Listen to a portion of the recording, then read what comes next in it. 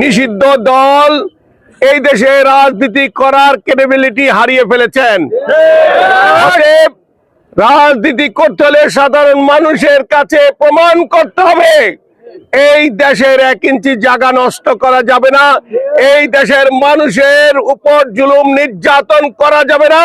আস্থা অর্জন করুন, রাজনীতি করার ব্যবস্থা করা হবে।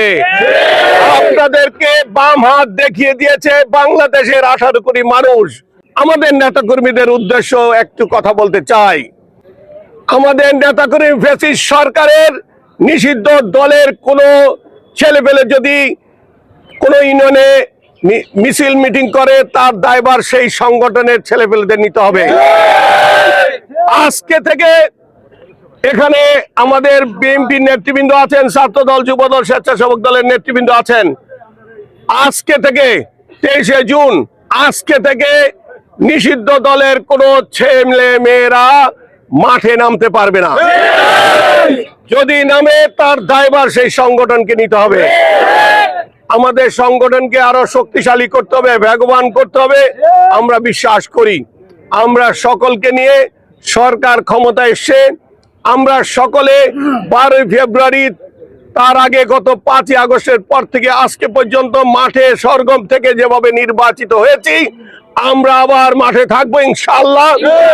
সাধারণ মানুষের সাথে যেন সম্পৃক্ততা থাকে, সাধারণ মানুষ যেন বিএনপির লোকদের দ্বারা কোনো নির্যাতিত না হয়, কোনো কষ্ট না পায়। ডেভেলপমেন্ট করব, ডেভেলপমেন্ট শুরু হয়েছে। আমার বিশ্বাস ইনশাআল্লাহ তারেক রহমানের স্বপ্ন এই নড়িয়া সখীপুরকে অত্যন্ত শক্তিশালী একটা এলাকা হিসাবে, যেগুলি পিছিয়ে পড়া। আজকে আমাদের 216টা ওয়ার্ডে একত্রে কাজ চলছে। এই কাজ গত 17 বছর কি আপনারা দেখেছেন? এই টাকা কোথায় গিয়েছে?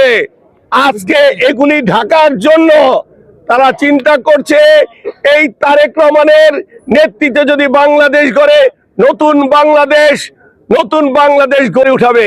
অতএব যত দ্রুত তারেক রহমানকে বিদায় করা যায়, তাইলে আর এগুলি ধামাচাপা পড়ে যাবে।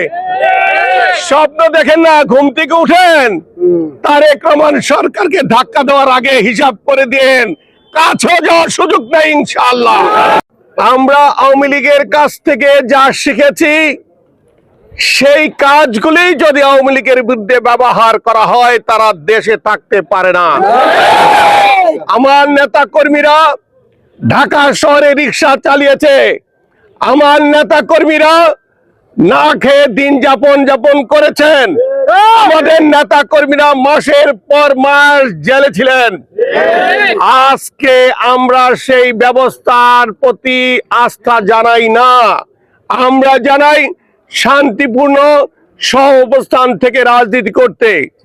আমার নেতা কর্মীরা কোর্টেও নিরাপদ ছিল না। আমি শফিকুর রহমান কিরণ, আমার বিরুদ্ধে 31টা মামলা ছিল। কোর্টে হাজিরা দিতে গিয়ে আমার উপর লাঠিচার্জ করা হয়েছে, চলা দিয়া পিটিয়েছেন কোর্টের সম্মুখে।